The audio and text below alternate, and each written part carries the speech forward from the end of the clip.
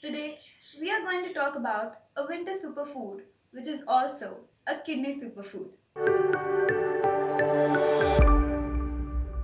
Hi, this is Nidhi, clinical nutritionist at Zyla Health. Do you know what a winter superfood is? A winter superfood is a food that keeps you warm during winters. Today, we are going to talk about a winter superfood, which is also a kidney superfood. Any guesses? It is a bit difficult to guess, but it is not new to our kitchen. It is none other than kulthi, also known as kulith or horsegram. It is eaten all across India, but over the time we have forgotten about it. Before we completely forget, let me introduce you to its numerous benefits and make a special place of kulthi in your kitchen. The first one, it is a nutrient pool. Yes, you heard it right.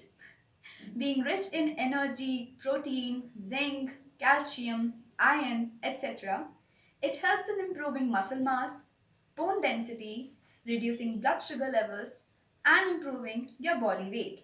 Second, it is a perfect pre workout meal because it gives you the energy, improves stamina, and strength to perform the exercises.